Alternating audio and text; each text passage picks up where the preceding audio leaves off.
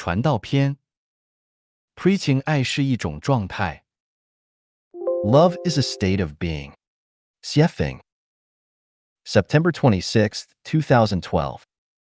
Translated by Shidai and edited by Care. From ancient times, I Love You has been a beautiful song which has been unchanged throughout the ages. People become fascinated, infatuated, and enjoyed crazy bliss when hearing, I love you. Today, I finally know that I love you is a hallucination, the unpredictable clouds, a colorful bubble, and an anesthetic. Love is a state, like the constantly shining sun, the blooming peony, the roaring river, and the bright stars twinkling in the night sky with all their luster. Love has no specific target, it is wordless, but if there are specific targets, it is not love. The sun shines down constantly on everything, but if there is a target, it is not the sun, but a searchlight, a torch, or a spotlight. Love is like the shining sun and the blooming flowers. It is a state. Neither the sun nor the flowers ever say, I love you. No matter whether anyone is watching and no matter whether the bees and butterflies come to gather nectar, the flowers always bloom on time. Love always brings warmth, auspiciousness, harmony, goodness, happiness, and positive energy, and is infinitely fascinating to all living beings. Love never shows coldness, madness, ugliness, worry, suffering, negative energy, or desperation. Love cannot hurt anyone. If love leads to pain, grief, suffering, hatred, disappointment, or desperation, it cannot be real love. Love can only be felt by love. It cannot be demanded or taken by force, nor by money, status, fame, or beauty. Love is totally free, it is priceless, needs nothing in return, and is unconditional, with neither responsibilities, obligations, nor other requirements. Love treats everyone the same, beggars and billionaires, commoners and royalty. Love has no morals. Love has no system of values. Love lives in truth, kindness, beauty, and right, as well as in falseness, evil, ugliness, and wrong. The differences in the levels of love between different living beings are in the contents of love's energy. The more love a living being has, the higher its level is. The less love it has, the lower its level is. This is the same as the differences of kerosene lamps, electric lamps, and the sun. They are shining different lights. The kerosene lamp can only illuminate one room in a house, and the electric lamp can illuminate a yard, but the sun can illuminate a much larger area. The light of the Buddha can spread everywhere, but the light of human beings can only spread in limited regions. This is the difference between Buddhas and people. So, we understand that those who love everything and live for the benefit of all living beings are Buddhas. Those who only love and think about themselves are devils. Those who love and live for only one person or several people are animals. And those who only love and live for a group of people are human beings.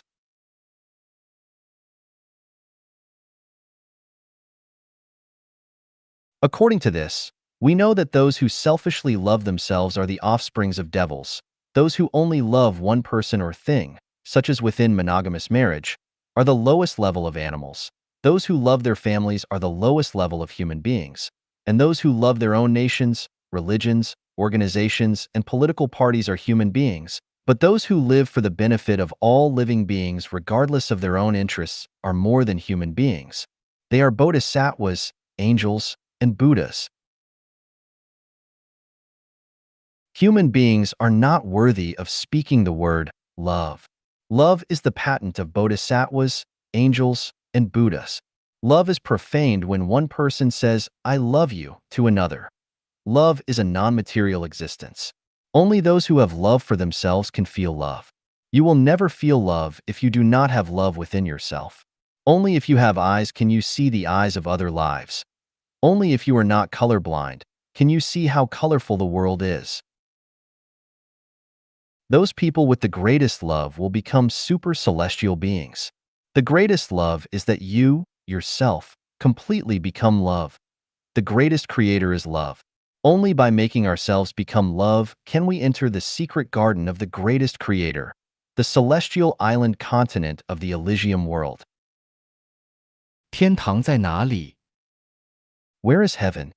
写评 March 25, 2007. Translated by Treasure and edited by Care. Heaven, or the Kingdom of Heaven, is the general term for the thousand-year world, the 10,000-year world, and the Elysium Celestial Islands continent. Heaven is where those lives' non-material structures are more perfect than human ones.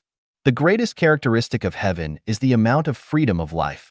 Freedom from the issues of food, clothing, shelter, transportation, disease, war, and sudden disaster. The thousand-year world is a celestial body 960 light years away from the Earth. 10 times the size of the Earth, it is currently inhabited by approximately 200 million people. As the basic lifespans of celestial beings on this planet are about 1,000 Earth years, it is called the thousand-year world. More details are available in Chapter 14 of The Thousand-Year World, the non-material world. The 10,000-year world is a beautiful celestial body located 3,480 light years from the Earth. It is 16 times bigger than the Earth and is equidistant from 16 suns which surround it. About 100 million celestial beings live there with similar basic characteristics as the land's celestial beings described in Taoism. They enjoy lifespans of about 35,000 Earth years, and it is thusly called the 10,000-year world. More details are available in Chapter 14 of The 10,000-Year World, the non-material world.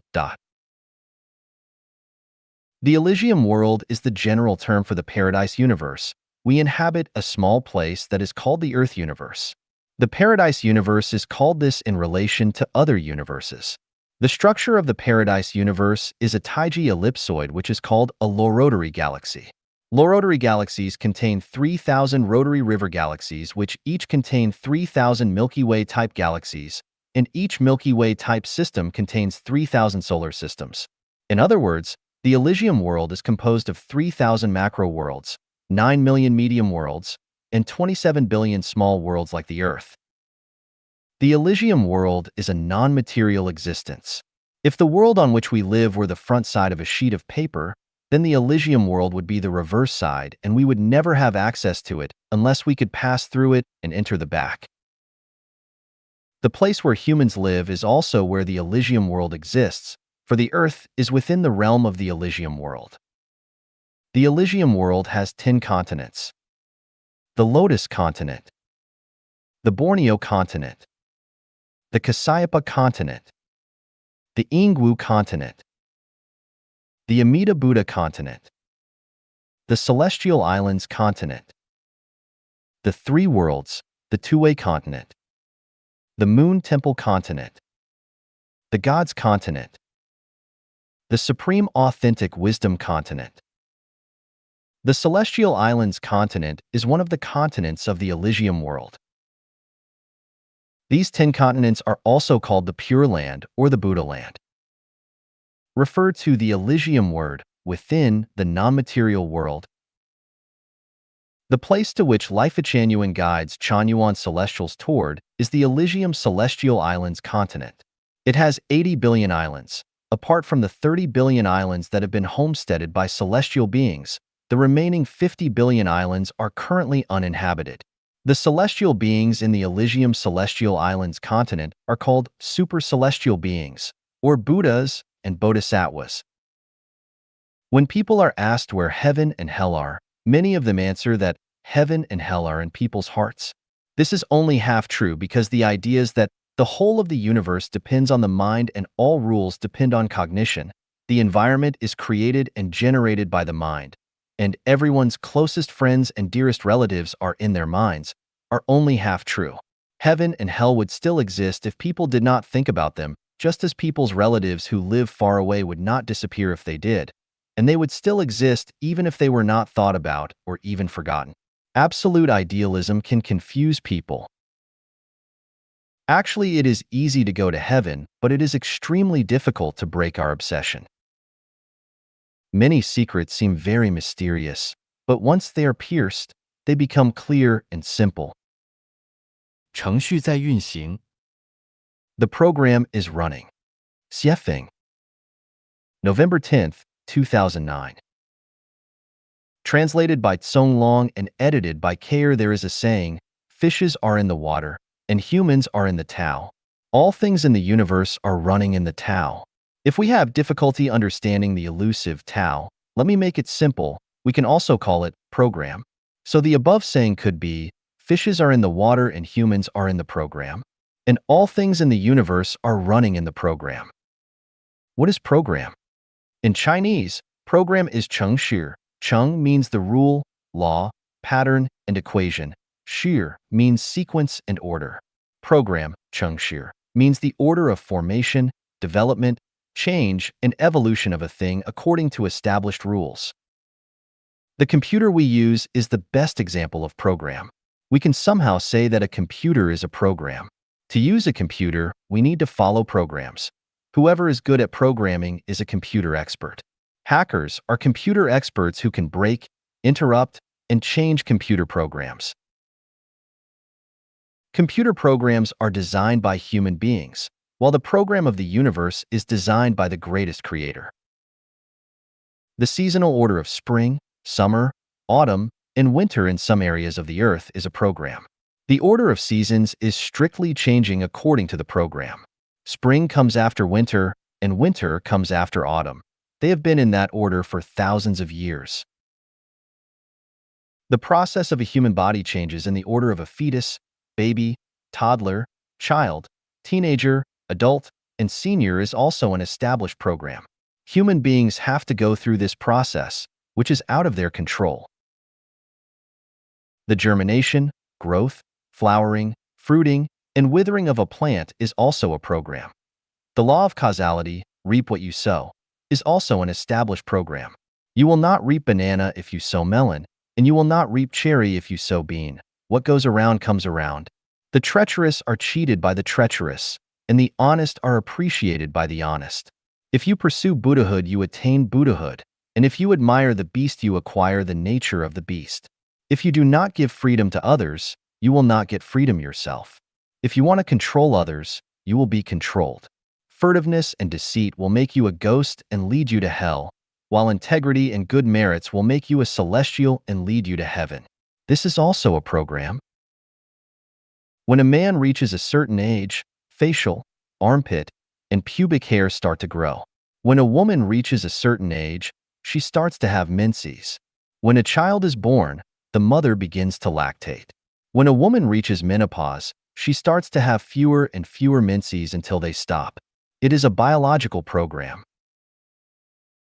The traditional family is also a program. When one gets married, he or she has to live according to the family program, which is beyond their control. Countries are programs. When one becomes a citizen of a country, he or she must involuntarily follow the country's program. If there is no external force, things will run around and around according to the rules of the program. Life will reincarnate according to the set program.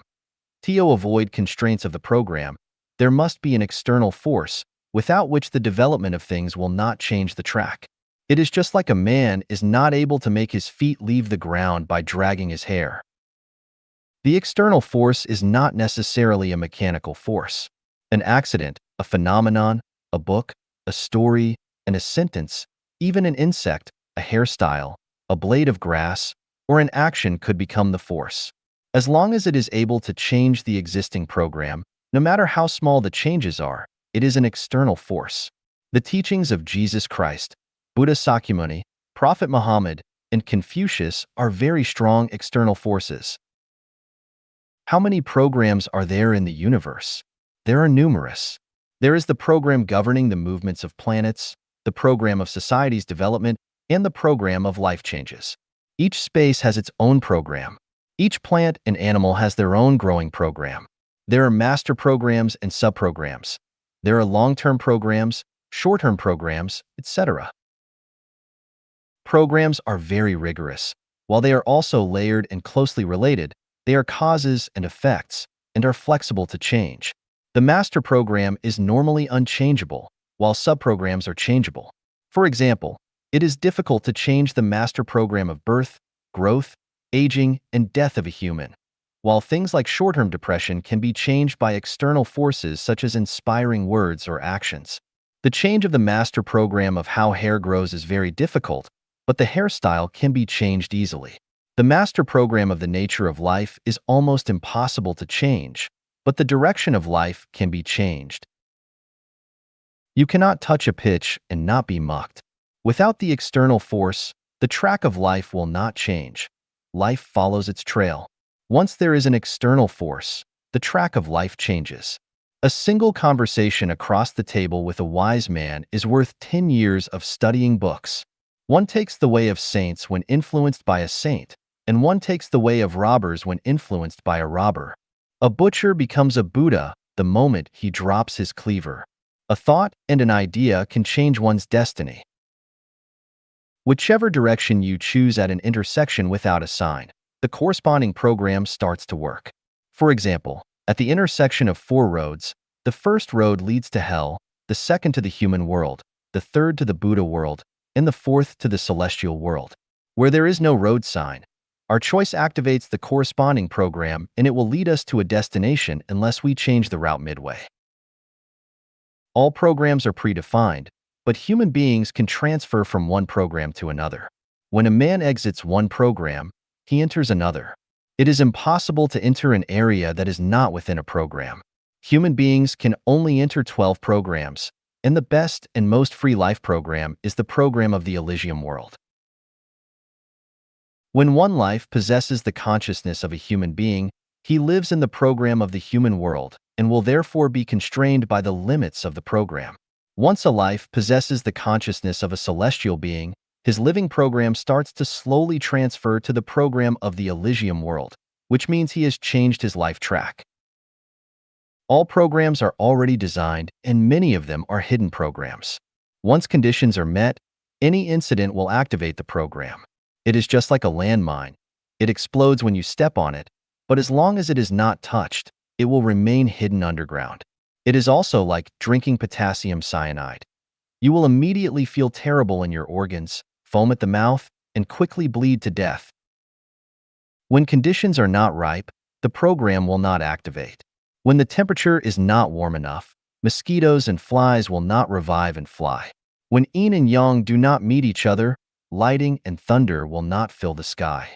Without proper humidity and temperature, seeds will not germinate. Before one has reached a certain stage of self-cultivation, he or she will not transform into a celestial being. One cannot enter into an oasis if he or she has not walked out from a desert. One cannot enter a new program if he or she does not leave the traditional family. One cannot enter heaven if he or she does not walk out of the human world. In short, these are predefined programs. When a program is activated, do not worry, for it will run automatically. It is just as a female egg will grow automatically once it is fertilized. We feed a child every day, so he will grow as well. In spring, if we spread seeds in the land, they will automatically germinate, flower, and fruit. It is the result as well as the power of the program. As long as we plant seeds, there will be fruits. This is how the program works. However, we must wait for the fruit to become ripe. We can get some fruits very quickly, while we need to wait more time to get others. And for some seeds, we need to wait a very long time to get their fruits. Peach fruits in 3 years and apricot in 4 years, while we need to wait 18 years to be able to enjoy the fruit of walnuts. Anxiety does no good. As a man sows, so he shall reap. We do not see the fruit, not because it is barren, but we shall see it when the time is right. By observing the current situation of humans in the society, we can know their past. By observing their current behaviors, we can forecast their future. If we do not see anything happen in 5 years, wait for another 5 years, and if still nothing happens, wait for 100 years. In a word, what goes around comes around. This is because the program is running and is not fortune-telling. We must trust programs and trust that as long as we give, we gain. We need to give first in order to gain. If we give others love, we will gain a beautiful life, future, or something else. If we cheat others, or take a bribe of $100,000, we get many temporary benefits, but in the future, we might need to pay the price of a limb, face a calamity, or reincarnate to an animal to pay our debts. Therefore, any behavior that tries to take advantage of others is foolish, cheating and lying is stupid, and being opportunistic is short-sighted. Throw a long line to catch a big fish. Being diligent on self-cultivation, it is possible to achieve the life level of a celestial being. Do not care that you get a return when you are committed to something. Just make your contribution wholeheartedly and ask not for gain. As long as you give, you will gain. This is because the program is running. 穷人进不了天堂。The poor cannot enter into heaven. Xiefeng. September 20th, 2017. Translated by Treasure and edited by Care. This is a cruel reality because even Jesus Christ said, "It is easier for a camel to pass through the eye of a needle than for a rich man to enter the kingdom of God." We take it for granted that the kingdom of God belongs to the poor. However, after more than 10 years of harvesting the ripe crops, I have found that the poor cannot enter into heaven. The most distinctive feature of the poor is that they take, while that of the rich is that they give. A person who takes constantly is continuously sinning, accumulating debt, and digging deeper into debt. According to the law of the gravitation of life and the rules of the sum of positive and negative energies always equal zero, the poor will have to stay within the 6 great divisions in the wheel of karma without any hope of entering heaven. Heaven belongs to the rich and hell belongs to the poor. This fact sounds so miserable that I feel unkind saying it or even thinking it. It is the same as putting a knife into the hearts of the poor as their blood pours out. However, not telling the truth would mean that I, Xiefeng, am a big liar. And as those who conceal the truth would certainly go straight to hell, so who are the rich and who are the poor? Those who give wealth to others, to society, and to nature without incurring debts are rich, but those who constantly take from others, from society, and from nature while incurring debts are poor. What is wealth?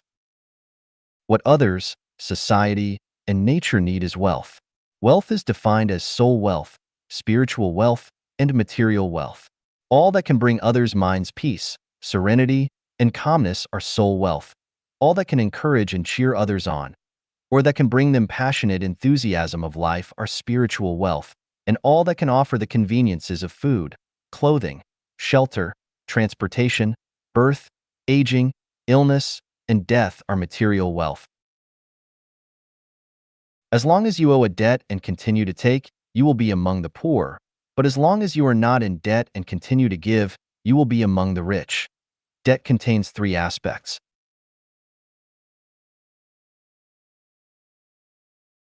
Economic debt, to own others' money, including bank loans which have not been returned, to borrow others' things without returning them or to damage them without compensating their owners, to demolish others' houses without compensating their owners, to receive others' services or treats but not return or repay them, and so on are what we call economic debt. Point 2. Emotional debt. Care from grandparents. Love and care received from childhood by our parents, concern and care from siblings, help from friends, relatives, and neighbors, guidance from superiors, and the cooperation of workmates, education and guidance from masters and teachers, care and consideration from lovers and spouses, special filial piety from children, and similar ties are all forms of emotional debt. Point 3.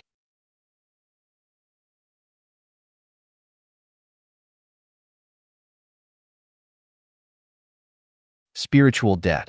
The greatest Creator's grace, such as the enjoyment of the sun, the air, and the water, the pleasure to experience the splendid kaleidoscopic world, the spiritual teachings and the guidance of God, Buddha, celestial beings, and many saints and sages are all spiritual debts.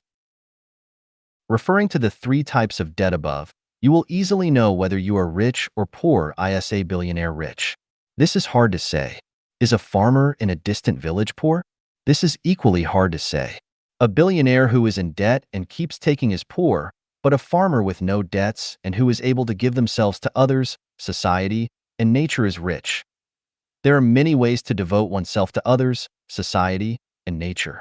Whether it is materialistically, intellectually, or ideologically, or spiritually, as long as they give to others, to society, and to nature, that is devotion and dedication. To give a sweet smile is devotion, as are making others happy and joyous. And bringing people hope and pleasure is devotion to society, and protecting nature from damage is devotion to nature. But the most valuable and significant of all types of giving is what Buddha Sakyamuni called formless almsgiving.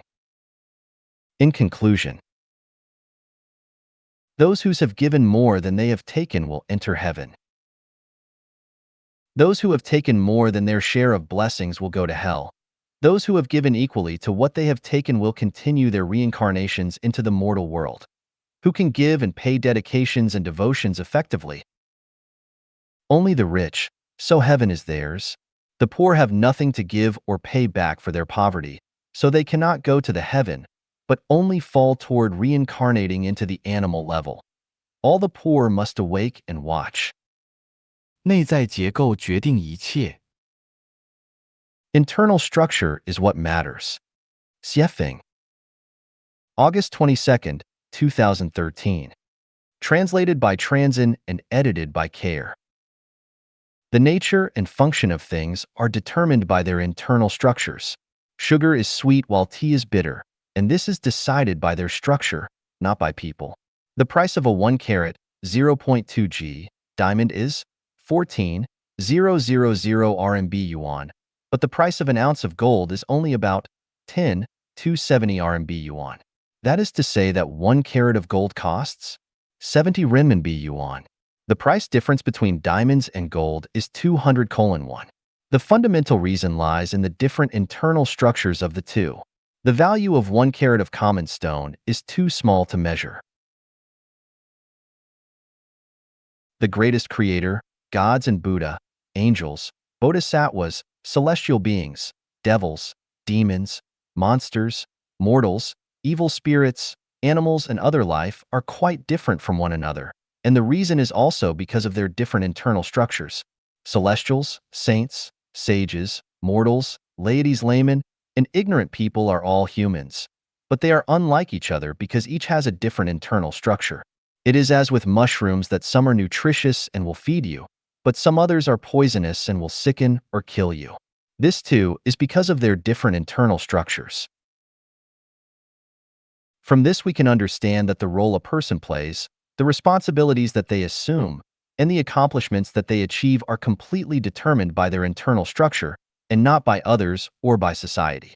Gems are inlaid into crowns, while cobblestones are not. Thus we further understand that it is wrong to envy or admire others, or to blame social injustice.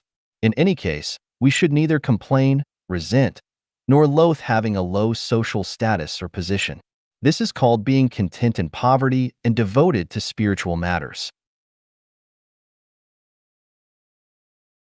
Since we understand that all things are determined by internal structures, we should then make efforts to change and perfect our own internal structures rather than flattering or currying favor with others, using connections for special treatment, envying and admiring others, complaining and resenting others or our society, seeking magic power or skills, seeking shortcuts or begging for mercy and help, blaming or accusing others for our bad luck, being opportunistic, or finding secrets to success. Peaches and plums do not talk, but people come to pick them. The fragrance of flowers attract butterflies. Peonies do not assume their beauty, but people naturally sing songs about them. No matter how flies and mosquitoes dress themselves, people will still detest them. Beggars cannot have refined tastes. Dog meat is not to be served at feasts. Those who lack elegance and good etiquette are not presentable. In short, the internal structure of each thing determines its social role and status. At this point, if someone still complains about heaven and earth or blames others or society for their ill treatment or bad luck in life, or finds excuses and reasons to blame others rather than themselves for their failures, then they would have to be either ignorant or just plain stupid. Are you not satisfied with your current situation? Do not find external excuses and reasons, but make sure to look for source causes from your own internal structure. The internal structures of things are determined by their quality. Taking people, for example, good intrinsic qualities are marked with diligence, kindness, purity, honesty, integrity, modesty, and open-mindedness, whereas bad qualities are shown as jealousy, blame, selfishness, greed, laziness, arrogance, dishonesty, and narrow-mindedness. A person who does not have good quality can never be smooth and refined no matter how they struggle, be accomplished in their career, or sail easily through life. They may enjoy good fortune for brief times, but not for very long. People who are moving toward heaven through self-refinery and self-improvement should never waste valuable time and energy on changing the external world or on changing their external appearance. They should invest their time and energy into improving and perfecting the non-material structures of their lives and on developing good quality. If their quality is not excellent and their structure is not perfect, then they can never reach heaven. It is the same as with a hard rock. Try as it may, it will never be cherished and valued by others. It must alter its internal structure in order to be valued and loved as a treasure and be applied in the most eye-striking and noble places.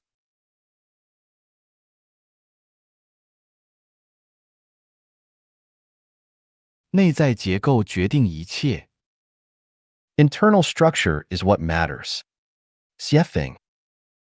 August 22nd, 2013. Translated by Transin and edited by Care. The nature and function of things are determined by their internal structures. Sugar is sweet while tea is bitter, and this is decided by their structure, not by people. The price of a 1 carat, 0.2 g, diamond is 14,000 RMB yuan, but the price of an ounce of gold is only about 10,270 RMB yuan. That is to say that 1 carat of gold costs 70 renminbi yuan. The price difference between diamonds and gold is 200:1. The fundamental reason lies in the different internal structures of the two. The value of 1 carat of common stone is too small to measure. The greatest creator, gods and Buddha, angels, bodhisattvas, celestial beings, devils, demons, monsters, mortals, evil spirits, animals, and other life are quite different from one another, and the reason is also because of their different internal structures. Celestials, saints, sages, mortals, laity, laymen, and ignorant people are all humans, but they are unlike each other because each has a different internal structure. It is as with mushrooms that some are nutritious and will feed you, but some others are poisonous and will sicken or kill you. This too is because of their different internal structures. From this we can understand that the role a person plays, the responsibilities that they assume, and the accomplishments that they achieve are completely determined by their internal structure and not by others or by society. Gems are inlaid into crowns, while cobblestones are not. Thus we further understand that it is wrong to envy or admire others, or to blame social injustice. In any case, we should neither complain, resent, nor loathe having a low social status or position. This is called being content in poverty and devoted to spiritual matters. Since we understand that all things are determined by internal structures, we should then make efforts to change and perfect our own internal structures rather than flattering or currying favor with others, using connections for special treatment, envying and admiring others, complaining and resenting others or our society, seeking magic power or skills, seeking shortcuts or begging for mercy and help, blaming or accusing others for our bad luck, being opportunistic, or finding secrets to success. Peaches and plums do not talk, but people come to pick them. The fragrance of flowers attract butterflies. Peonies do not assume their beauty, but people naturally sing songs about them. No matter how flies and mosquitoes dress themselves, people will still detest them. Beggars cannot have refined tastes. Dog meat is not to be served at feasts. Those who lack elegance and good etiquette are not presentable. In short, the internal structure of each thing determines its social role and status. At this point, if someone still complains about heaven and earth or blames others or society for their ill treatment or bad luck in life, or finds excuses and reasons to blame others rather than themselves for their failures, then they would have to be either ignorant or just plain stupid. Are you not satisfied with your current situation? Do not find external excuses and reasons, but make sure to look for source causes from your own internal structure. The internal structures of things are determined by their quality.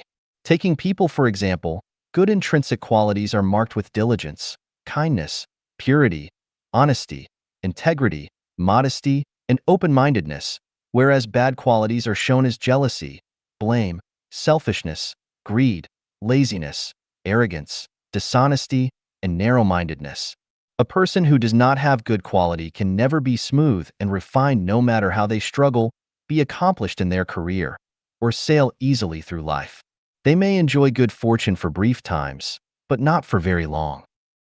People who are moving toward heaven through self-refinery and self-improvement should never waste valuable time and energy on changing the external world or on changing their external appearance.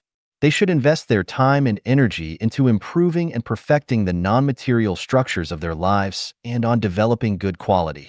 If their quality is not excellent and their structure is not perfect, then they can never reach heaven. It is the same as with a hard rock. Try as it may, it will never be cherished and valued by others. It must alter its internal structure in order to be valued and loved as a treasure and be applied in the most eye-striking and noble places. 让我们来读无字天书。Reading the book without words. Xiefeng. March 5, 2014. Translated by Transin and edited by Care. There are 3 types of books. The first one is with words, such as newspapers, magazines, journals, and other publications, both paper and online. The second is with symbols, such as sculptures, paintings, and music. The third kind includes everything in nature. The so-called book without words refers to all images and things in nature with neither words nor symbols. The most esoteric of the 3 books is the one without words, but the simplest is the one with words. People with low spiritual natures can only read books with words, but only people with high spiritual natures can read the book without words. What the gods, Buddha, celestial beings, and saints read is the book without words. The 6th Zen patriarch, Huineng, was illiterate, but became the patriarch because he could read the book without words. Therefore, if a person wants to become a master, a celestial being, or Buddha, they must read the book without words. Reading things, phenomena, and people is reading the book without words. Let us try to read it. A person with body odor or halitosis, bad breath, might not be aware of it. When we eat garlic or green onions, we do not smell them ourselves, but others will smell them and will know it. The natures and attributes of things give off their corresponding smells. Those who have smelled or eaten durian know it by its smell. We can learn this truth from the book without words. The essence is revealed from the phenomenon. For instance, if we want to know a person's nature, we can learn their internal natural structure from what they have said and done before. Many allusions in Chinese history are full of wisdom, such as the relationship between Su Dongpa and Master Foyan. Su Dongpa always wanted to outsmart Master Foyan, but he never succeeded. Once, Master Foyan told Su Dongpa that he looked like a statue of Buddha, but Su Dongpa replied that Master Foyan looked like a heap of cow dung.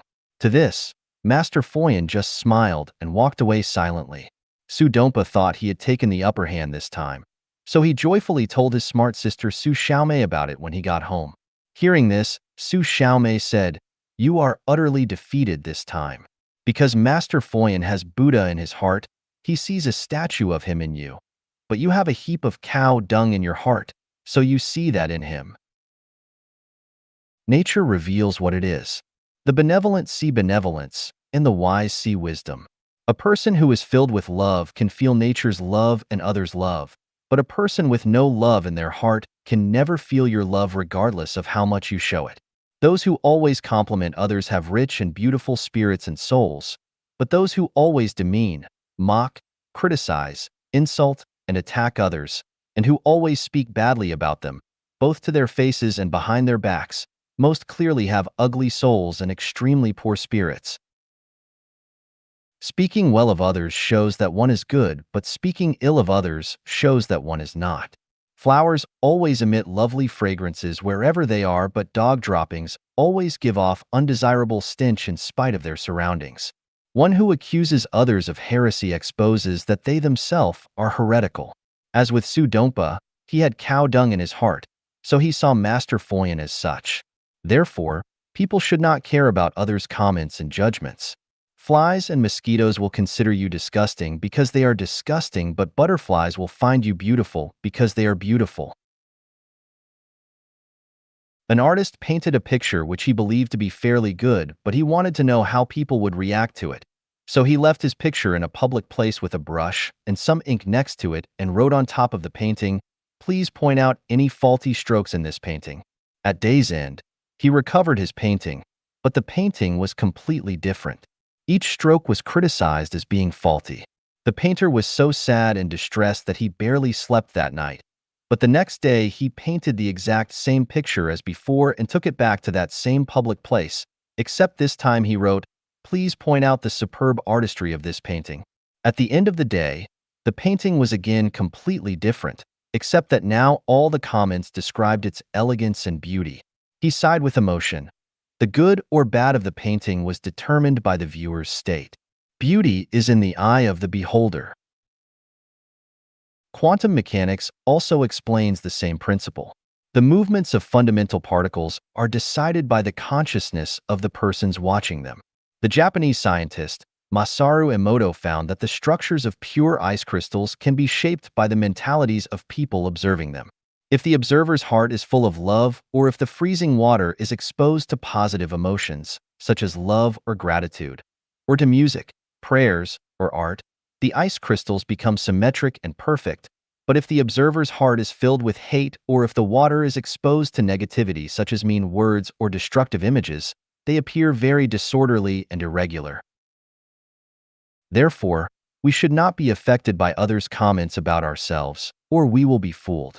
The Pygmalion, or Rosenthal, effect on psychology illustrates this point well. People develop in line with others' suggestions and expectations. We must only be committed to ourselves and ignore other people's comments in order to live out our own lives. If someone accuses you of being mentally disordered, just smile and do not get upset, for it is they who are mentally disturbed. But if someone praises you as being a saint, do not be blindly proud, for it is they who are the saint. Let us read the book without words as such. I have written more than 100 articles on revelations which may help you to find your enlightenment. 如何知道自己的前世？ How to know our previous lives. Dayform Celestial. March 18, 2007. Translated by Transin and edited by Care. The hypnotic induction method is one way, but we can also observe ourselves from the life clues found in our previous lives. The universe is holographic. Our life is holographic, and our life information base contains all of the information from all the ages of all life journeys of all generations, and the information is always passed down. This information is hidden, but it will reveal itself every now and then. By capturing these momentarily revealed clues, we can trace our pasts. Understanding the life characteristics of 36-dimensional space is conducive for us to understand more of our previous lives. There is only one kind of human nature, but from the people that we know and those that we know of through various channels, we can see that human nature are diverse and colorful. There are quantum differences between people, sometimes even poles apart. The reasons are that people have different origins. Some are from the heaven world, some from the animal world, and some are reincarnations from the mortal world. Even for those from the heaven world, there are great differences. Those from the Elysium world and from the thousand-year world can never be the same. Likewise, even for those from the animal world, those who were carnivores will have totally different natures than those who were herbivores. In this sense, mankind is a rabble. The mortal world is a tenement yard for all kinds of lives. There are hundreds of thousands of clues to trace our previous lives, but we can only have rough ideas about them from these clues. Here are 18 examples. If you have holographic order thinking, congratulations, then you are from the side of the greatest creator. You are a god. If you have formless thinking, congratulations, then you came to the mortal world from the Elysium world. You were a Buddha. If you know that you can change a world magically, then you were a super celestial being. If you were born to like freedom and always seek happiness and joy, you can follow your heart's desire without overstepping the line, then you were a celestial being. If you often dream of flying freely, your mind and body are often in a strange state of joy, you have no fear of death, and hate your life in the mortal world, then you are from the 10,000-year world. If you are always looking for the way back home and feel that you do not belong to the mortal world, you are moreover benevolent and kind, a fun lover. You do not want to be fettered by states, religions, organizations, or families, and you fancy and yearn for a better life in the future, then you are from the 1,000-year world. If you have the Taiji thinking and you are super wise, clever, and gifted, then you are someone influential in society, maybe even a sage or saint. If you love your own nation, culture, family, and family life, and think all this is perfectly justified, then you are a mortal human. If you often dream of flying in your dreams, but still feel attached to the mortal world, then you are a bird. If you derive pleasure from and even love eating meat and have never felt the suffering and misery of life being slaughtered for meat, then you are a predatory carnivore. If you naturally prefer vegetarian or vegan foods, are naturally timid and afraid of being hurt, like to depend on groups, love your family and religion, then you are a docile herbivore.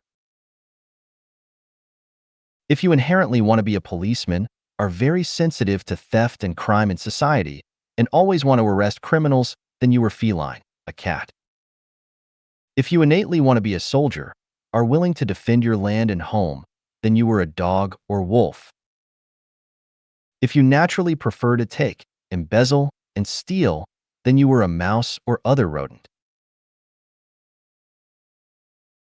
If your nature is to bear hardship without complaining, endure bullying without resisting, harbor grudges without showing them in words and deeds, be trampled upon and feel powerless to resist, completely abide by your destiny, then you are a farm animal from the livestock world. If you are naturally aggressive and quick-thinking, good at sorcery, and can derive pleasure from the pain of other life, then you are from the devil world. If you have extraordinary bearing and charming style, are endearing and extremely selfish, then you are a goblin. If you are clever in trivial matters and have mastered a lot of magic tricks, you always watch for your chance to seize others' love and property, then you are an evil spirit. Draw analogies by checking yourself against the dispositions of other life, and you will find traces of your previous lives. Note: life in the inflamed layer, the frozen layer, and the netherworld usually do not directly enter the human world. Insects and many plants belong to other life cycles, which never enter into the human world. The above is only a general outline. If you want to know your previous lives from A to Z, you will have to observe and verify repeatedly. Like a track-like, you can also find your shadows of the past from those people with whom you associate most often and most closely. After reading this article, some people may be excited, but others may be angry. Please calm down, because what you see is your past, not your present. No matter what you were in the past, you are now a human. After you know the coordinate system and your coordinate point, you will have a clear idea of the direction and destination of your life's evolution. If you think this article is bullshit and nonsense, just take it as a fun game. Please refer to the next article, How to Predict Your Own Afterlife. 如何推测自己的来世？ How to Predict Your Own Afterlife. Dayform Celestial. March 19th, 2007. Translated by Transin and edited by Care. Everything has the ability to move and develop, and this includes life. When we see a pregnant woman, we know that she is conceiving life. She is having a baby. After the baby is born, we know that it will gradually grow up, move from childhood to adolescence, youth, middle age, and old age. After spring, we know it will be summer, fall, and winter. As long as we know our situation, we can predict our life state in our next phase. To speculate about your afterlife, you first need to understand the non-material structural state of your life. You cannot see your life's non-material structure with your naked eyes. The only way to do this is to examine your own consciousness. You can predict your afterlife according to the characteristics of your own consciousness. Consciousness is the essences of life. Different consciousnesses determine different life states. Some days ago, Foshan Celestial and I went to enjoy a terrace in Yuanyang, Yunnan. When we went deep into the village and I saw how some elderly Hani people were having hard lives, I asked him, "These elderly people have suffered in this valley throughout their lifetimes. Will they continue to be here in their afterlives? They should leave this valley." Foshan Celestial replied, "They will continue to reincarnate here because they have no other place or world in their consciousnesses unless they desire to leave this valley and learn about the outside world." This answer reveals the secret of reincarnation. Consciousness decides existence. To an individual life, what is not in consciousness does not exist. What is wanted to be exist, it must exist in consciousness at first. As the French philosopher René Descartes put it, "I think, therefore I am." Why do I have the nerve to say that I can guide Chanyuan Celestials to the Celestial Islands continent? Because I keep infusing the content of it into them. When they understand all the details about it, especially the characteristics of life and the lifestyles of the super celestial beings there, and gradually clear away other consciousnesses, they will undoubtedly go to the Celestial Islands continent in their next lives. This is scientific truth. It is meticulous and exact. So, how can you predict your own afterlife? You must read and fully understand life's 18 qualities in humans, beings, and life first, and then you will know. People look alike in appearance, but they are very different deep inside. At the same time, you can check your faults by referring to the Supreme Book of Rewards and Punishments. Here are seven suggestions. If you have killed many dogs, then you will be a dog in your next life. This is karma and exact. You can make analogies for other cases. If you have murdered a person, then you will inevitably go to the hell world, the inflamed layer or the frozen layer. Divine's punishments, though slow, are always sure, with big meshes, yet letting nothing slip through. If you have abused life, then you will definitely go to the hell world, the netherworld. You reap what you sow. If you oppress the good and kind, swindle and cheat, steal and loot, then you will go to the animal world. As you sow, so shall you reap. If you love freedom, but are still ignorant, then you will be a bird. If you owe too many debts that are left unpaid, then you will likely go to the livestock world. If you are kind and hardworking and love your family, culture, and state very much, then you will continue to be reborn as mortal human. Remember the warnings and teachings of Jesus Christ. If you leave a penny of unpaid debt, then you cannot leave the place where you owe it. If you have unfulfilled wishes, then you will return back to the mortal world. You will have to investigate into your past lives. Do not assume that if you forget something, it will just go away. Make a careful list of your wrongdoings from the Supreme Book of Rewards and Punishments. If you find some, do not just let them go, but learn to compensate. Here are six suggestions. If you have harmed animals, henceforth love them. If you have harmed people, henceforth love them. If you owe someone emotionally, pay back the emotion. If you owe debts, pay back the debts. Ask for forgiveness for the damage, abuse, and bullying of people or other life. Do merits as far as possible and do merits according to the teachings of Buddha. Do more formless almsgiving. If your merits are great enough, you can compensate for your faults and debts that have accumulated over many generations. If you have a clear conscience and have paid back the grace of your parents and nature, and if you do not owe a single debt to any person or animal, then you will be free to go to heaven in your next life. Those who talk about spirits, deities, fortune, and disaster, lose nature, are sneaky, speak voices dripping with sarcasm, resort to sorcery, and talk nonsense will become ghosts, demons, and monsters. We can just look at the variety of fruits and flowers that we see. Why are they so different from each other? The reason lies in the structures of their lives. Their different life structures are the differences of their entities. And in the teachings of Chinku and Celestial, their forms and uses will be different. Always remember these four truths.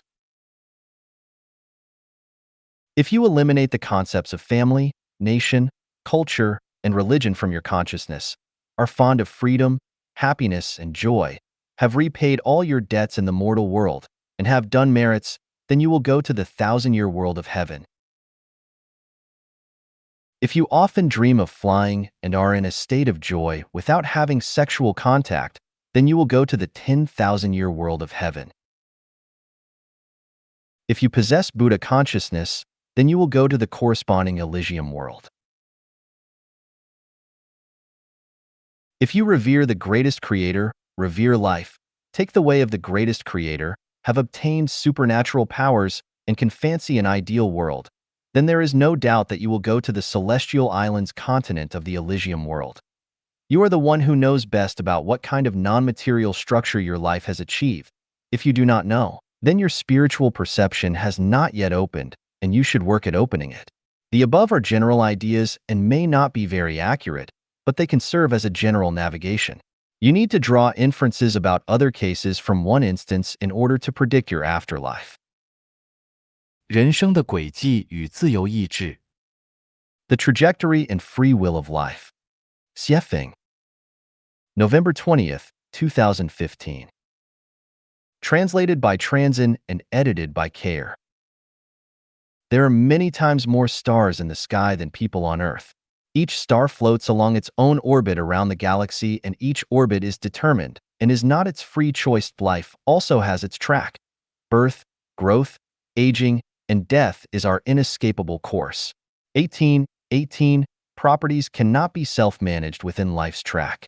If we make a detailed search and analysis, we can see that each detail on life's track is predetermined, including our name, temperament or character, words and actions, who we will encounter, what we will suffer, what diseases we will succumb to at each stage of life, when the end will come, and so on.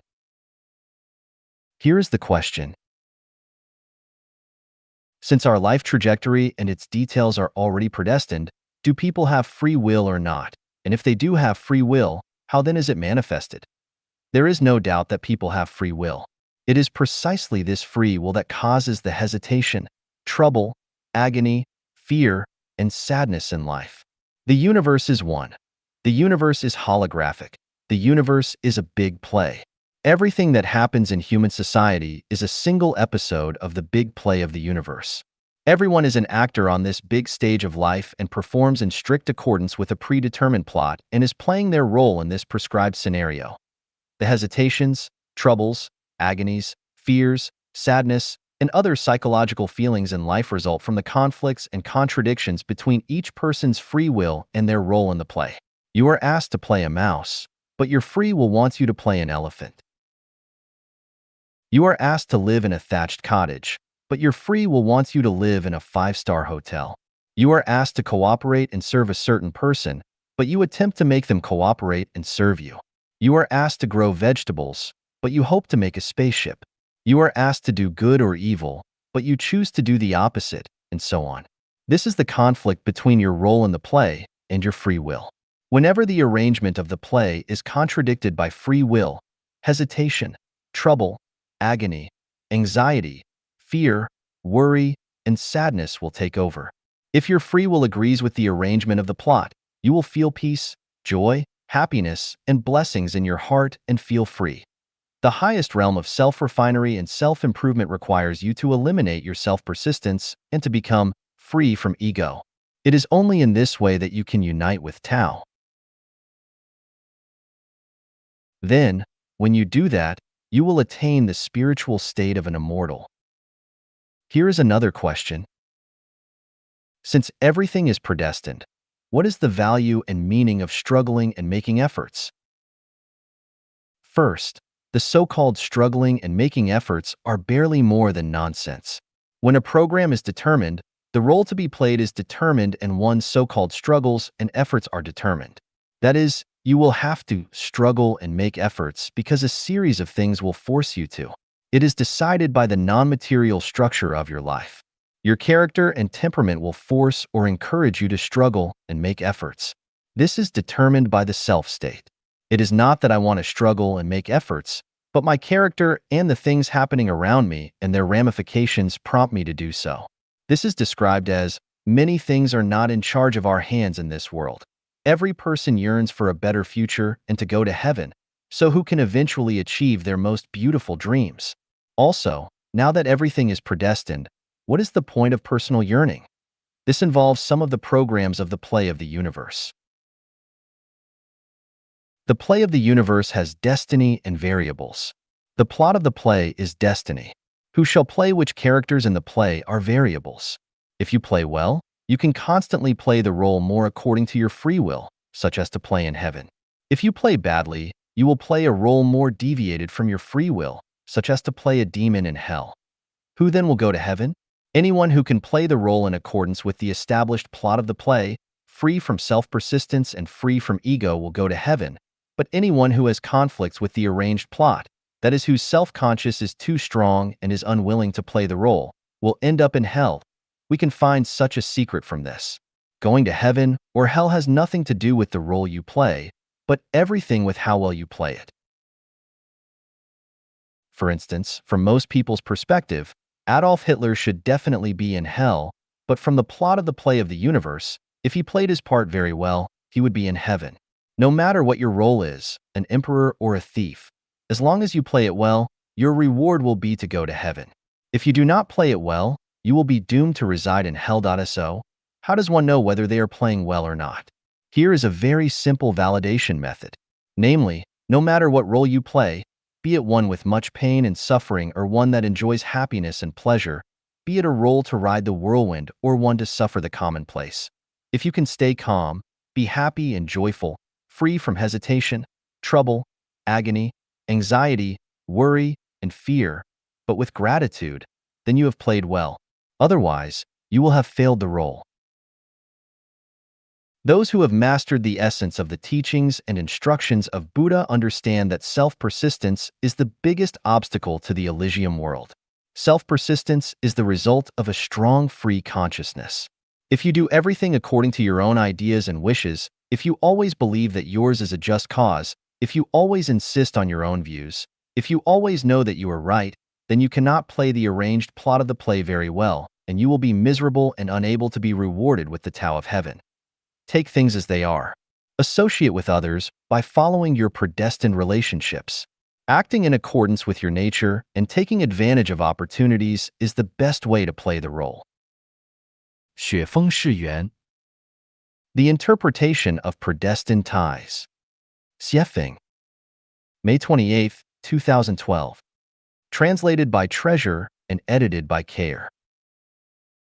Tie. A bond of information that will reconnect two lives in the future for favor, disgrace, or injury. Once you get a tie, it must be ended, otherwise their attractive force will be inescapable. Predestined ties. Potential energy accumulates from the attractive forces between lives. It circulates in infinite space and eternal time until it reaches the point where it transforms into kinetic energy, releases it, and then causes the attractive force to disappear. Favorable ties. The information to be processed that remains in the negative universe which result from the love and honor between lives who bless each other and are eager to reunite. The information will never disappear until these wills are realized and the ties end. Good karma. One life gives another life a sincere blessing and a favor that will cause a corresponding gravity to return in the future. Evil karma. The hatred and debt between lives which never disappear until the hatred is settled or the debt is paid off. Worldly ties. All the information left and all the debts owed in the mortal world are called worldly ties. Marriage ties. The love-hate relationships between husbands and wives are called marriage ties. Celestial ties. A bond with a celestial being is called a celestial tie. End ties. End ties are when all debts are paid back. Following predestined ties. According to the arrangement of the universal scenario and plot, accept and play the assigned role with pleasure. Ties are kinds of invisible meshes which are established between lives. Divine punishments are slow, but always sure with big meshes, yet letting nothing slip through. Once getting a tie, it must be ended, otherwise you will be unable to escape their meshes. Worldly ties must be ended in the mortal world, heavenly ones must be ended in heaven, and hellish ones must be ended in hell. Ties are attractive forces. Those which are not ended will stay in tow forever, no matter how far apart in time or space, and they can never be escaped. Anyone who wants to go to heaven must end all ties in the mortal world as soon as possible, whether they are good karma, evil karma, favorable ties, or marriage ties. As long as there are the ties, it is best to end them as soon as possible, otherwise you will be unable to leave the mortal world, and will have to reincarnate back into the mortal world of samsara to end the ties in future lives. 缘的奥秘和真谛。The Secret and Truth of Predestination I. Xiefeng. March 3rd, 2011. Translated by Transin and edited by Care. Preface: brushing against shoulders in this life is the result of the 500 times of looking back in the previous lives. To ride in the same boat is the result of 100 years of cultivation. To sleep on the same pillow is the result of millennia of cultivation. Knowing I am not destined to enter her heart, how can I compare with the catkins and swallows? Flowers bloom and wither, tides rise and fall, spring awakens the branches. Running water is heartless, but the grass welcomes it every year. People may have sorrow or joy and be near or far apart, but the moon will still wax and wane. Born of these scenes, can the word sorrow suffice? Dynasties fall, but mountains and rivers remain. So how many times can we see the beautiful sunset? The events of our world are like games of chess. Each game is only new because it is destined to be so. In a life, people endure hardships and twists and turns in the mortal world and repeat samsara. Some people are designated to meet from thousands of miles apart, but not to know their next-door neighbors. All these are predestination. All things are predestined. Definition of predestination. Predestination is the cause of generating, sustaining, destroying, and changing of all forms and all things, and is the cause of all events. It is the bridge and the tie which causes sorrow and joy, separations and reunions. It is the factor which decides the development of matter and the origins of desires, words, and deeds connected to other things in the universe which are bound to happen in the future since beginningless time. It is a kind of debt after receiving other services or graces which have not been paid back timely. It is the set of revenge, wrong with wrong. Several cases of predestination. 614 years ago, Emperor Qingzu of Ming, King of Yin, Zhu Di killed 873 members of the 9 tribes of the Fang Xiaoru clan. Yet he still could not vent his anger and counted Fang Xiaoru's students as one clan and killed them all. Many people perished. Why did that happen? What was its cause? It turned out that Fang Xiaoru's father had selected a cemetery plot. At night, he dreamed that the Red Snake King was sticking his red tongue out and requesting earnestly that he delay the groundbreaking for 1 or 2 days so that his family could move away. The next day, the Fang family dug the earth and built their tomb as scheduled. Soon, the workers exclaimed, "We have found a red snake pit." Countless red snakes slithered and fled in panic. Fang Xiaoru's father ordered them to kill all the red snakes with fire and knives. That night, the bleeding red snake king cursed him in a dream. "I will kill as many of you as you killed of us." Shortly thereafter, the Fang family gave birth to a baby son, Fang Xiaoru. Born into a scholarly family, he was very smart and diligent as a boy. He was eloquent and charming in appearance, and his tongue was red. He was the reincarnation of the Red Snake King. He deliberately resisted an imperial edict from King Yin in order to enrage him and fulfill that curse by implicating his 9 tribes. After killing all 873 members of the Fang clan, the number still could not match the number of the red snakes killed on that day, so very long ago. Feng Xiaoru deliberately provoked King Yin again, even 10 tribes. So what? The king then had all of Feng Xiaoru's students put to death, and the Red Snake King finally got his revenge. In the ancient times, there was a prince who was very handsome, intelligent, and well-educated, and whose closest friend was a young man of equally excellent and outstanding virtues. Like nose-like, the two would discuss state strategies, compose poems and couplets, and toast the moon together. They discussed everything under heaven and were very intimate. One day, they went out for fun and met a girl who was unspeakably beautiful, cultured, and decent, well-versed in lyre playing, chess, calligraphy, and painting, a matchless, stunning beauty throughout the whole country.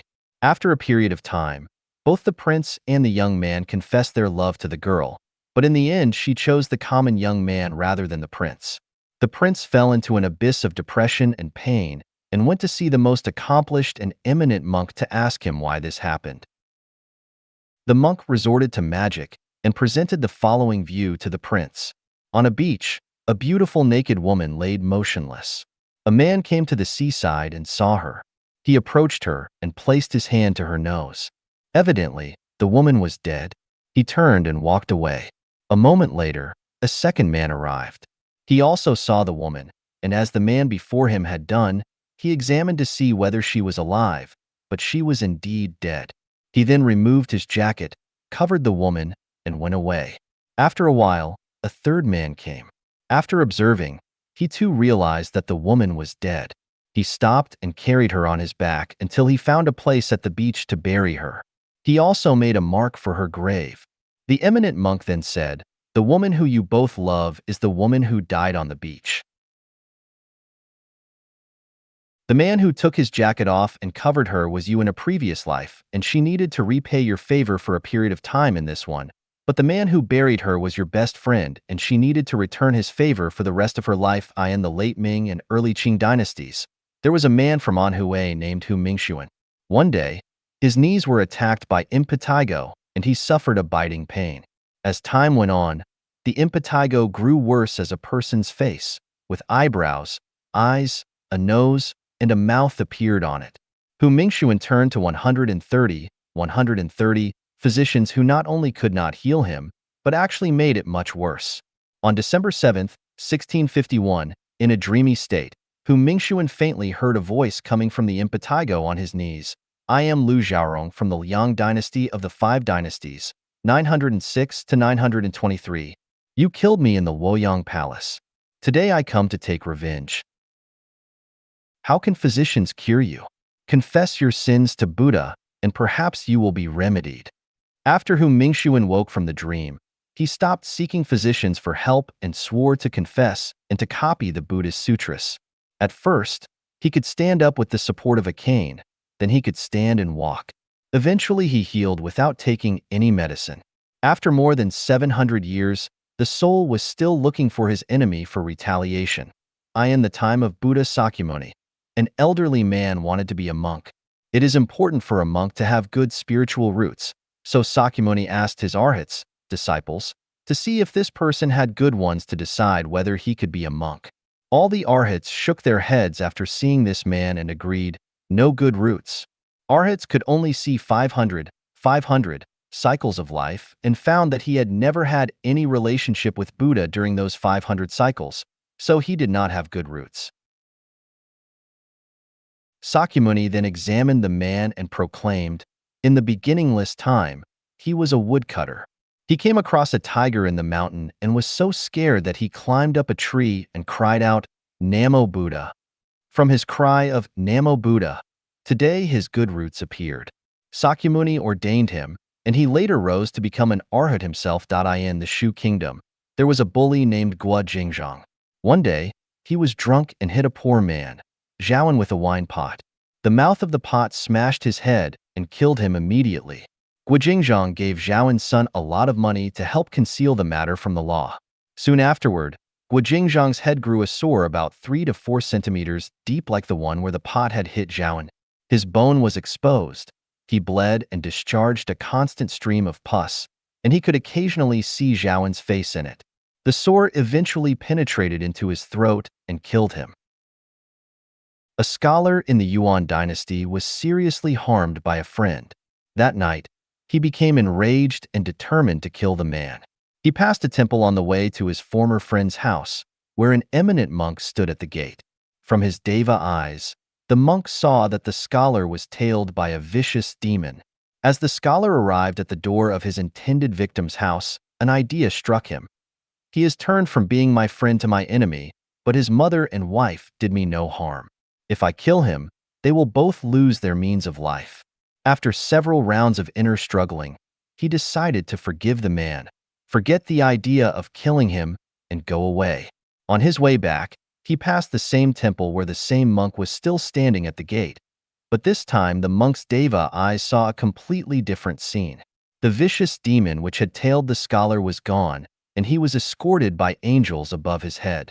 The monk told the scholar what he had seen and asked him what happened. The scholar told his story truthfully, and the monk exclaimed that the demon and the gods were moved by just a thought. The idea of tolerance changed the scholar's fate.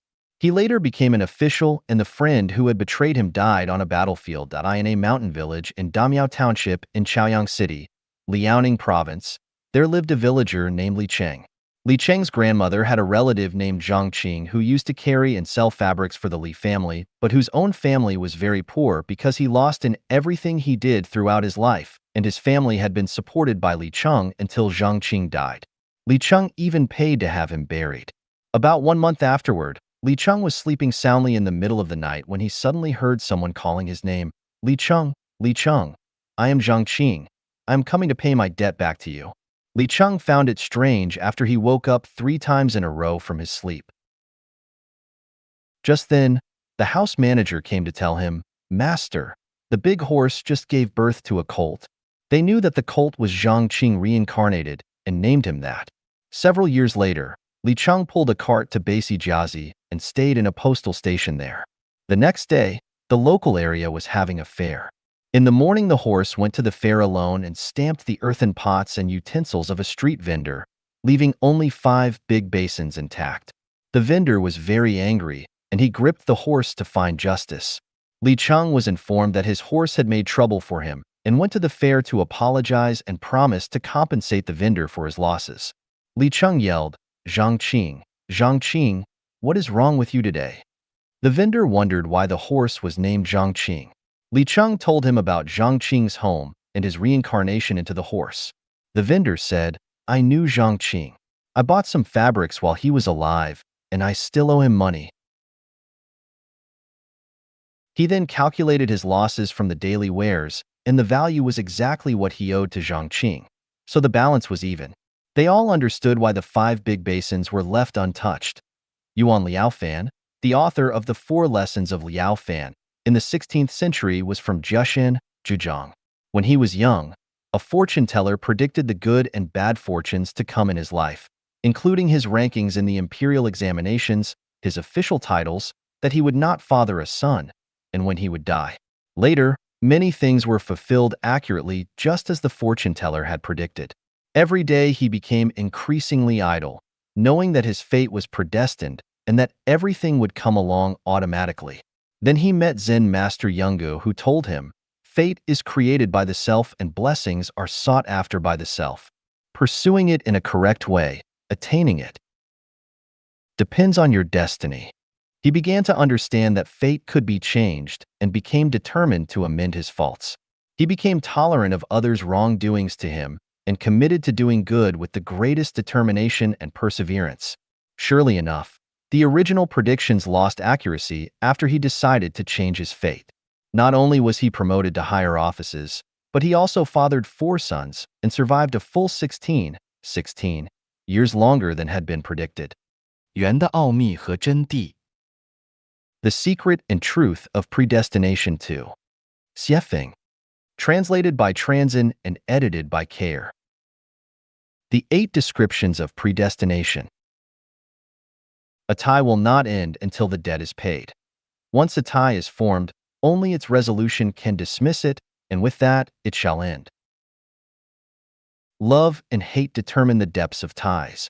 Some ties are very shallow while others are very deep. The depth of a tie is decided by the degree of love and hate associated with it. The stronger the degree of love or hate, the deeper the tie is.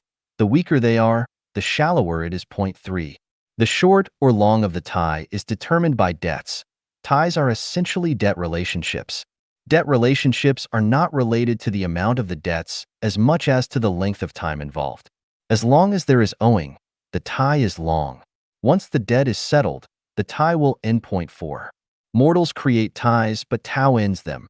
Both good and bad ties are created by mortals.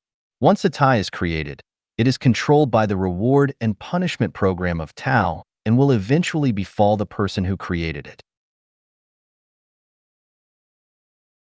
This is the so-called good will be rewarded with good, and evil will be punished with evil. If it is not repaid now, that is because the time has not yet come. Once the time comes, it will surely be repaid. Point 5. With neither shape nor form, but with shadows and traces. We can neither see nor touch a tie. It is a kind of non-material existence. It is like a time bomb. We do not know when it will explode. Perhaps in a couple of hours, or perhaps not for hundreds or thousands of years. But ties have shadows and traces. If we open Buddha eyes to trace them, we can find their origins. 6. The beginning and ending of a tie is but a thought. Once you get a tie, you will have to dismiss it in order to keep it from falling on you, and if you want to eliminate a part of the tie, you will have to do good, especially a hidden good, or formless almsgiving. Do evil not to a single thing, and do good to all things. Repentance, praying, giving alms, and selfless dedication are the best ways to eliminate ties, especially an evil tie on the halfway point. 7. Things arrive when ties arrive and things disappear when ties end. All coincidences and emergency events arise due to ties. The tie makes the meeting. When the tie ends, that is, when the equivalent debts are paid, the event will naturally end. When the tie ends, things will part. Point 8. Beginning or ending a tie depends on perception. Human life is a process of tying and untying. Everything is tied. Ties are the sea, and we are the fish swimming in it. Ties are like invisible, densely woven meshes over which people walk.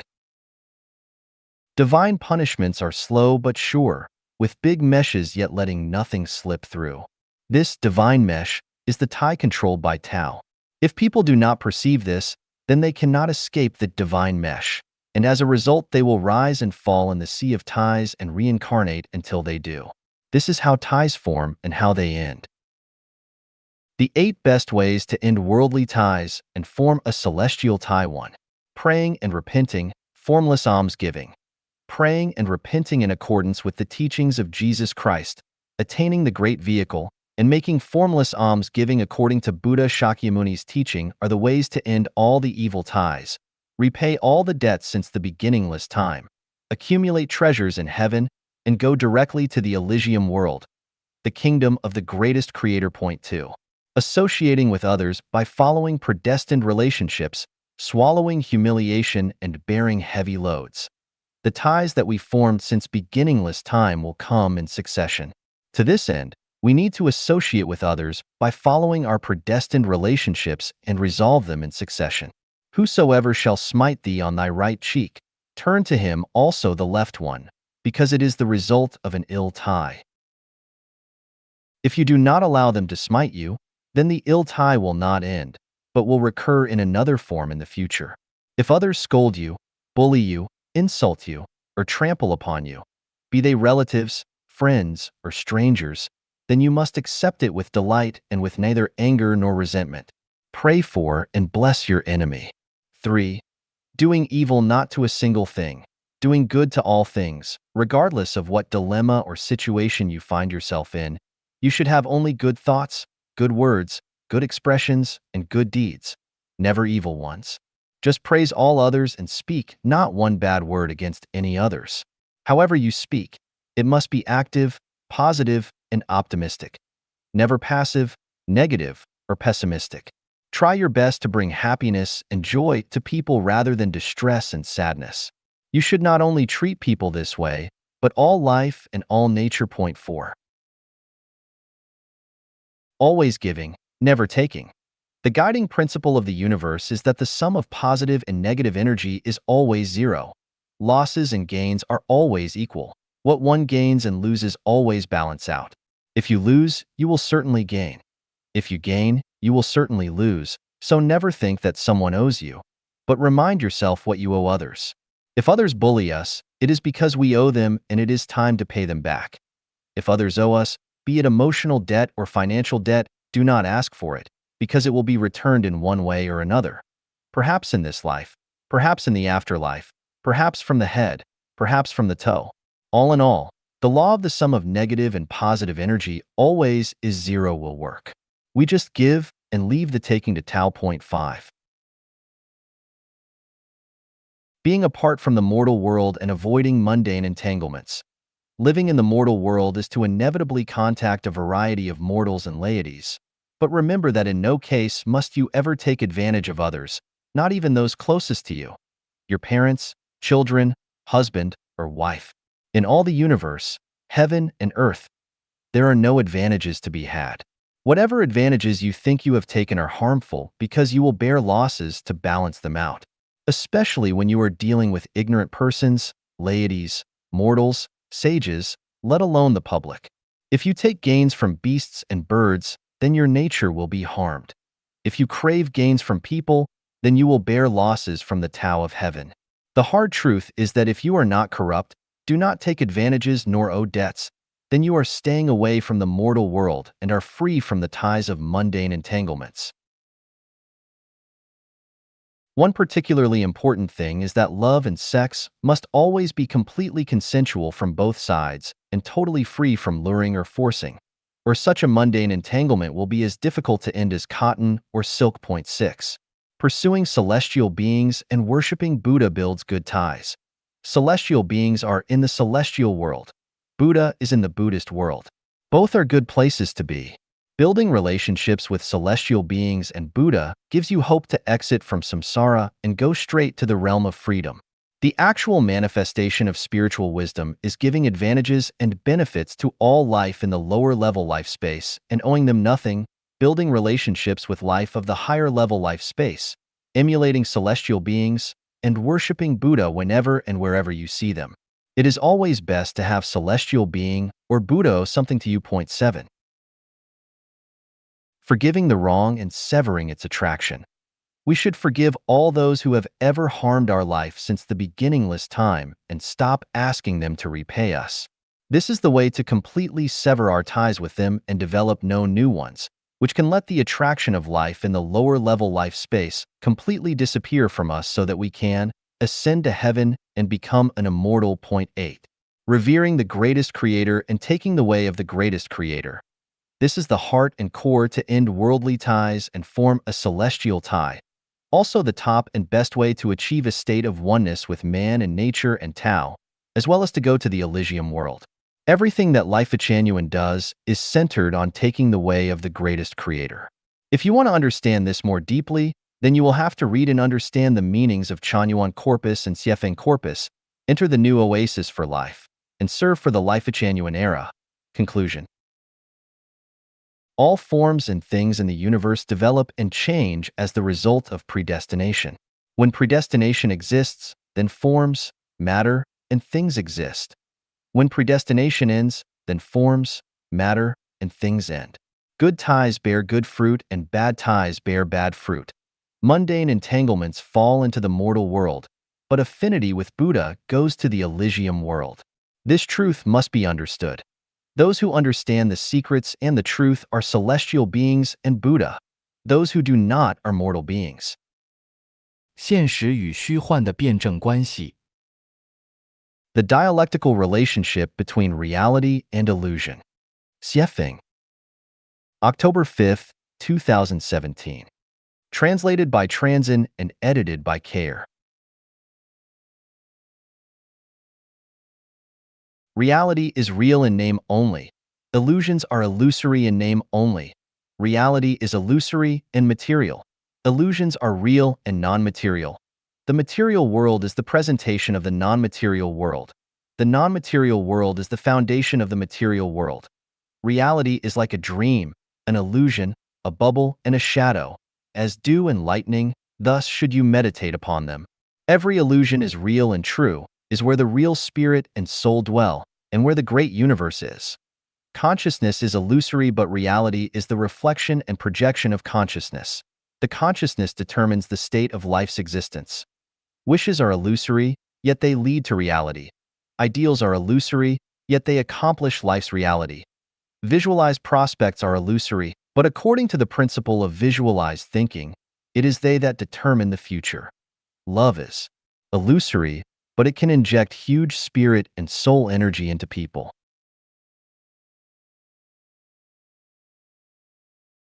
Heaven is illusory, but we all want to go there. As long as we dream of heaven, we will be able to overcome the hardships of life's journeys and lead optimistic and positive lives. Dreams are illusory, but when we are in dream worlds, the illusions look very real. We think of our day-to-day lives as being real because everything in them seems very real and true. But what is the difference between the truth of reality and the truth of dreams? One day, when we finally leave this real world and wake up in another illusory world, we will find out that life is only a dream, an illusion. What are illusions? What is reality? The bygone is like mist and smoke, like a dream or a fantasy. The future truth is illusory and looming. To walk slowly or quickly, there are many roads to take in life. To take with good means or bad, in the end it is all empty. The wilderness where foxes sleep and hares walk was once a dance hall. The bleak and desolate field where flowers and grass grow was once a battlefield. The bygone realness now becomes illusory, and the illusion of the future will evolve into reality. Reality comes from illusions and will return to illusions. Illusions originate from truth and will become reality. Everything is but a game. Only the soul is true. Reality is a game. Those who obsess with reality and are trapped in it are confused. Those who take delight and fun in it are awakened. It makes no sense to try to hold on to the reality of a dream. The real life is to play the games. The contents of them are determined by illusory consciousnesses. Illusory consciousnesses are determined by souls. Souls are real, but nature is life and a characteristic of structure. Structure determines nature. Therefore, the non-material structure of life is ultimately, absolutely real. However, reality and illusion are dialectical.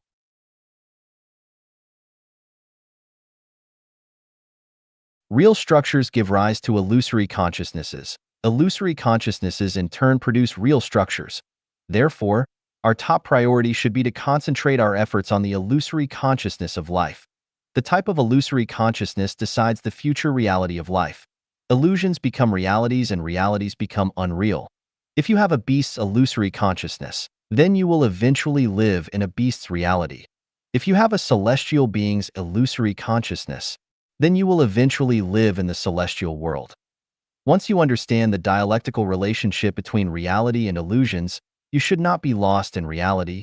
Consume your time and energy on things there, cling to and worry about them, seize, possess, compete for, or persist after them. You should take reality as a stage in a game and play it to its fullest. As long as you get happiness, joy, freedom, and blessing, then your life is successful, wise, and full. To own nothing is to have everything. Not to act is to act. Hold fast to illusions, and you can have reality. Having reality is, after all, an illusion. Life is a journey. The more things that you possess in reality, the more misery you will have, and the more pathetic you will become because your life will all be a tragedy. The more illusory things that you possess, the happier and more affluent you will be because your life will ultimately become a comedy. 宇宙八大辩证法 The 8 Dialectics of the Universe. Xiefeng. April 13th, 2010. Translated by Transin and edited by Kair. Taiji thinking teaches us that everything in the universe comes from the unity of opposites and the symmetry of yin and yang. Opposing sides exist in the same unity. One is the condition for the other and disappears when the other does. Within a certain range, one flourishes as the other declines. Extremes meet and things develop in opposite directions when they become extreme. For example, know the male, but conform to the female.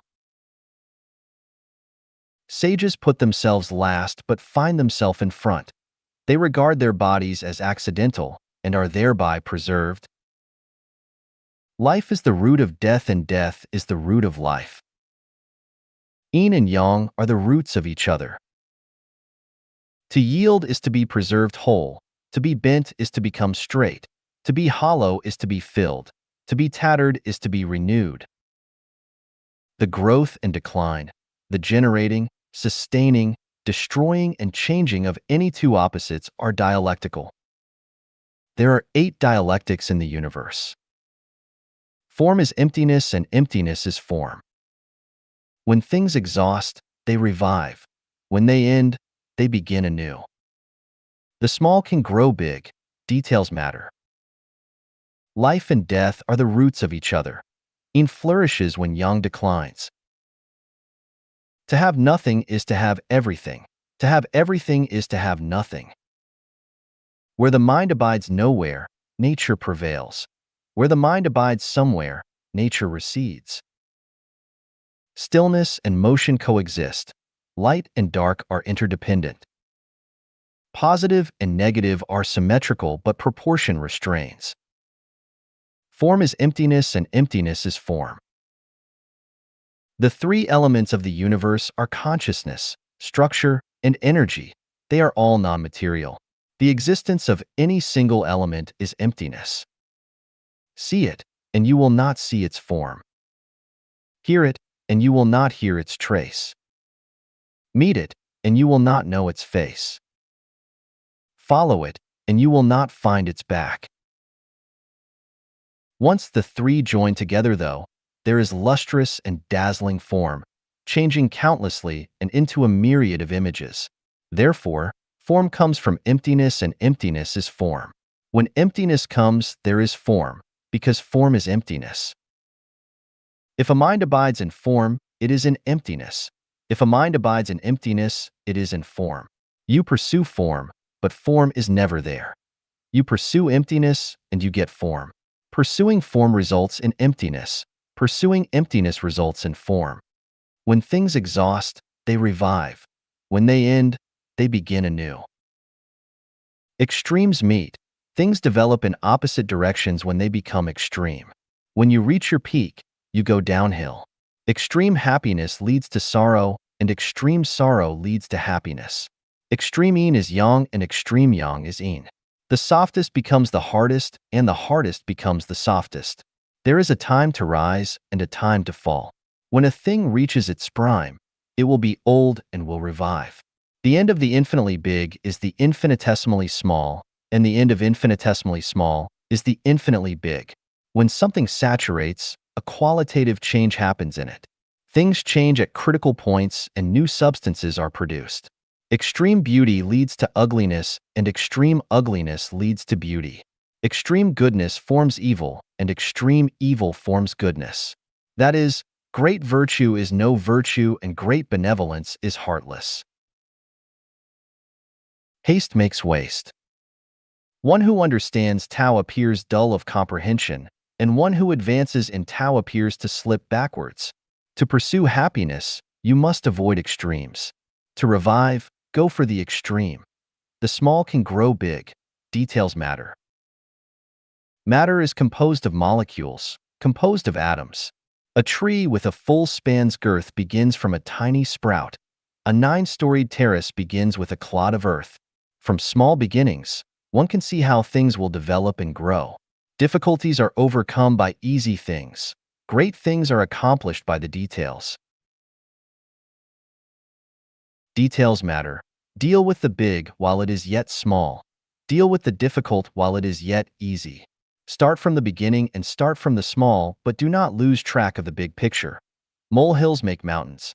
Do not neglect small things, or you will never accomplish big things. A journey of 1,000 miles begins with the first step. Any future success depends on the present. Small details and tiny things lead to grand achievements. Life and death are the roots of each other. Yin flourishes when yang declines. Life is the root of death, and death is the root of life. No life, no death, no death, no life. Life and death alternate, and each follows the other. Yang flourishes when yin declines, and yin flourishes when yang declines. Every moment of every day has birth and death. One dies here, but is born there. Hard is born as soft dies. Good is born as evil dies. One departs from the mortal world and is born into the celestial world. A human heart dies, and the heart of a celestial being is born. If you keep the old, you will get nothing new. If you are selfish, you will never reach the Elysium world. Out of life, death enters. Those who are not afraid of death will live. The created universe carries yin at its back and yang in front, and vice versa. Seek life, and you will die. Seek death, and you will live. To have nothing is to have everything. To have everything is to have nothing. Out of nothing, there is something. The less you possess, the more you have. The more you possess, the less you have. When you possess nothing, you can have everything. When you have everything, you can possess nothing. The more you have, the more emptiness you feel, the more illusory it is, and the more real it is. Walk into the spiritual Pure Land, and you will see a wonderful world. Pursue wealth, power, and lust, and you will have endless troubles. Being and non-being interconnect in growth. If you want to have something in heaven, give it up in the mortal world. To have nothing is to have everything.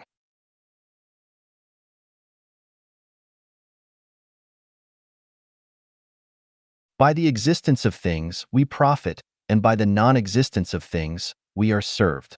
Work on non-existence for existence. Where the mind abides nowhere, nature prevails. Where the mind abides somewhere, nature recedes. Nature is the quality of origin, which is Buddha. The reason that people cannot attain Buddhahood is that their minds abide somewhere. If their minds abided nowhere, they would attain Buddhahood. When one's mind abides nowhere, nature shows. When their mind abides somewhere, nature recedes. This is dialectical. One advances as the other retreats. Different forms give birth to different souls.